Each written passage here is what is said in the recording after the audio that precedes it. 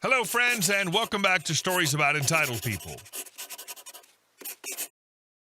Let's start our video with a story in which a woman hijacks the express checkout, her smug, just a little longer wait backfires in the parking lot, and petty parking lot justice turns 8 delicious minutes into the sweet revenge. But before we begin, best way to support our channel is to leave comments, like, and subscribe with the turned on bell so you don't miss the new video every single day. Here we go. Lady hogged the express lane with a full cart. I gave her a full serving of karma. This happened a few years back when I was in my 30s. I just popped into the local grocery store for a quick trip, grabbed 5 items, zipped through the aisles, and made a beeline for the express checkout lane marked 10 items or less. There was a woman already in line ahead of me, maybe mid-40s, dressed like she was in a hurry, but her cart? It was suspiciously full. I counted quickly, at least 15 items, probably more. I figured maybe she miscounted or had a few extras, no big deal, until her 2 teenage kids showed up with more and then went back out to get even more. I leaned in slightly and in the most polite tone I could muster said, "Excuse me, but this is the 10 items or less lane." She barely glanced at me, shrugged, and replied with an eye roll, "It's just a little longer wait, don't be so dramatic."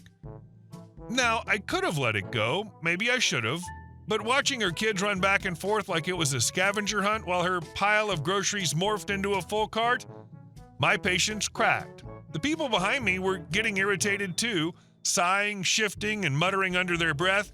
Even the cashier looked like she wanted to throw the scanner at her. Eventually, the woman finally finished unloading the mountain of items and turned back to me with this smug smile and said, "See, that wasn't so bad, was it?" I didn't respond. I just paid for my 5 items, walked out to the parking lot, and spotted them loading their mountain of groceries into a silver SUV, and that's when the idea hit me. I got into my car, which happened to be parked in the spot directly behind hers, and instead of driving away, I shifted into park, leaned back, and just waited. About 30 seconds later, her horn gave a quick, polite toot. I smiled, gave a friendly little wave, and stayed exactly where I was. A full minute crawled by, then she got out of her car and marched up to my window. "Excuse me, we need to leave. Can you move?" I smiled again and said, "No, I can't right now, sorry." Her eyes narrowed, recognizing me. "Wait, were you in line behind me?" "Oh yeah," I said, nodding. "And you were right, it's just a little longer wait. Doesn't feel so bad, does it?" She stared at me like she couldn't believe what was happening. "You're being ridiculous." "Actually," I said, shifting to an even more cheerful tone, "I guess my car's not quite done sitting in park. You're just gonna have to wait for me to be finished." She huffed and stormed back to her SUV. I stayed put. 2 more times she got out, tried to reason or argue, but I calmly rolled my window up and returned to scrolling on my phone like I had all the time in the world. Seconds ticked by like honey dripping from a spoon. One of her kids even got out to see what was going on. I smiled, waved, and kept sitting. After a good 8 minutes of letting her stew in her own self-importance, I finally shifted into drive and pulled away, slowly of course, with a grin stretched across my face. Vindication? Oh, absolutely. That wasn't just a little longer wait, that was justice in the most petty and satisfying form. This is exactly the sort of extreme pettiness that I adore. You went out of your way and inconvenienced yourself to prove a point. I think we might have been separated at birth. And our second story. Do not interrupt when I'm talking. This happened a few years ago, but I still get a good laugh thinking about it. At the time, I was working in a very busy, highly varied role. Basically, everything the technical folks didn't do fell to me. That included answering phones, taking out the trash, booking conference rooms, maintaining calendars, handling contracts and finances, coordinating training, facilities requests, purchasing, equipment, you name it. I probably had a hand in it. If the task didn't involve writing code or repairing machines, it was on my plate. I'd been doing the job for over a decade, and I did it well. I wasn't perfect, but I was effective, efficient, and proactive. I headed off problems before they got big, kept projects on track, and genuinely cared about the place running smoothly. I'd received more than my share of compliments, emails of appreciation, and even handwritten thank you notes over the years. Then came the new boss. Let's call him Steve. Steve didn't know me, didn't understand my role, and definitely didn't care to learn. From day one, he came in swinging with a clipboard full of ideas and a superiority complex to match. I could tell that my constant communication and coordination, which had kept the place humming, were rubbing him the wrong way. And to be fair, I did occasionally have to interrupt him throughout the day. Not because I wanted to, but because fires needed to be put out and decisions had to be made quickly. About 2 weeks in, Steve pulled me aside and gave me a stern talking to. Under no circumstances, he said, was I to interrupt him when he was in conversation with someone else. Period. Didn't matter if it was a work call, a casual hallway chat, or an emergency. Just wait. To really drive the point home, his deputy, a classic yes man, piped up behind him, "Yeah, I'm tired of the interruptions too. Let's make that a new standard." Fine. Message received. The very next day, karma came calling.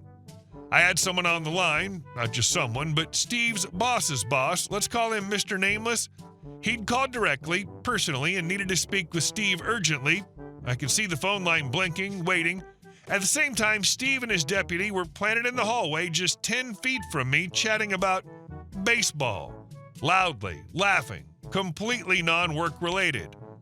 Normally, I'd walk over and give a quick "excuse me," pass along the message, and everyone would move on, but not anymore. I followed the new rule.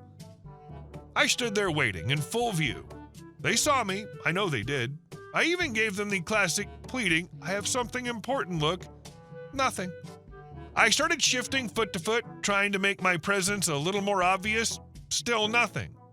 Finally, after soaking up every possible second of their conversation, Steve looked at me with a smirk and said, "Is there something you need?"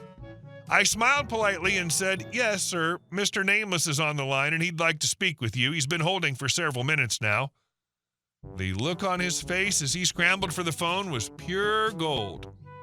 I didn't linger. I walked off calmly and, just for fun, ducked into the bathroom. Didn't even need to go. I just wanted the moment to sit with him a little longer.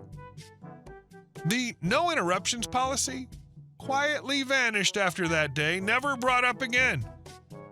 Funny how quickly a bad rule gets tossed when the person enforcing it gets burned by their own logic. And our last story. Tired of my neighbor's reckless driving. A few years ago, I bought a small house at the far end of a cul-de-sac in Spokane, Washington. Peaceful, uneventful, and refreshingly low drama, the kind of place where neighbors wave politely and everyone knows what night the trash goes out. That serenity lasted exactly 3 months. Enter Paul. Now, if you've ever wondered what it looks like when a high school football hero refuses to accept his glory days are behind him, Paul was your answer. Mid-30s, permanent sunburn, and the kind of guy who thought shirtless yard work was a public service. His truck was a lifted Dodge Ram with aftermarket pipes that sounded like a dying T-Rex gargling gravel.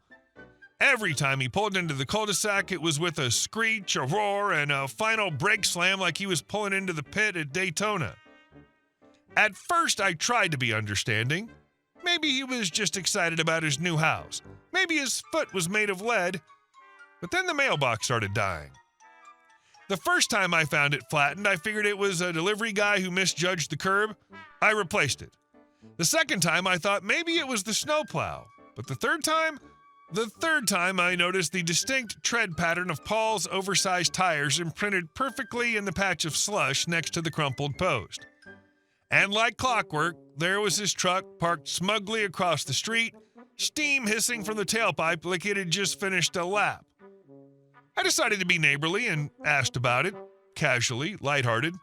"Hey, Paul, kind of weird, my mailbox keeps getting destroyed. You haven't seen anything, have you?" He didn't even pause, just shrugged and said, "Must have been someone else. A lot of people come through here." "Sure, Paul, a lot of people driving your exact truck with your exact tires who just happened to miss the exact same mailbox 3 times. Fine. If he wanted to play games, I'd play too. Just with different rules. Enter my cousin Mark, a welder who works in heavy industry. When I told him my idea, his eyes lit up like a kid on Christmas morning. We spent a weekend building what we dubbed the last mailbox. The base, a 4-foot section of an I-beam salvaged from a construction site, sunk into the earth and reinforced with rebar and concrete. The mailbox itself was constructed from 1/2-inch steel tubing with 3/8 steel plate around the core.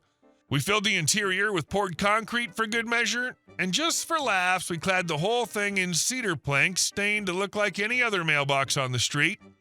You wouldn't even give it a second glance. It looked rustic, quaint even. But it was waiting. For weeks, nothing happened. Paul still tore around like Vin Diesel, but he must have started taking wider turns. Or maybe karma was on vacation. Until one cold February night. It was late, close to midnight. I was watching TV when I heard that familiar growl. Tires howled to rev up the hill, then crunch. A metallic clang, followed by the unmistakable wheeze of a radiator giving up on life. I bolted outside, and there it was. Paul's pride and joy wrapped around my mailbox like it had hugged a telephone pole. His hood was folded like an accordion, one headlight completely gone, the other blinking in a daze. Bits of his bumper were scattered like confetti, and there was Paul standing in the street with his hands on his head, absolutely livid. He turned on me the moment he saw me. "What the hell, man? You built the frickin' tank? You can't just booby-trap a mailbox." I calmly replied, "I built a mailbox, Paul, one that doesn't fall over in a stiff breeze." Still fuming, he threatened to call the cops. I encouraged him. They arrived 15 minutes later. Paul launched into a dramatic reenactment complete with sound effects. I kept it simple and handed the officer the blueprints of the mailbox and the HOA guidelines. No violations, fully within code. Then the cop asked Paul, "So you were speeding down a residential street, lost control, and crashed into private property?" Paul paused. "No, I mean, kinda, but he tricked me. That thing's like a steel wall." The cop didn't even blink. He gave Paul a citation for reckless driving and property damage. Even better, the officer had to document that Paul admitted he was speeding, which meant his insurance wouldn't cover the damage. And my mailbox? Barely a scratch on the siding. We had to renail a single cedar slat. Paul's truck sat in his driveway on jack stands for over a month. I didn't hear his engine once. I guess that mailbox knocked some sense into him. These days, he drives like someone's watching. And in a way, someone is. That's a flawless bit of quiet guy justice. What makes it so satisfying isn't just that Paul finally paid for his tailpipe swagger, it's how perfectly proportionate the payback was. You didn't hide a booby trap, you installed a code-compliant mailbox that happened to weigh as much as a small moon. Hey guys, thank you all for watching the video. I'll see you in the next one.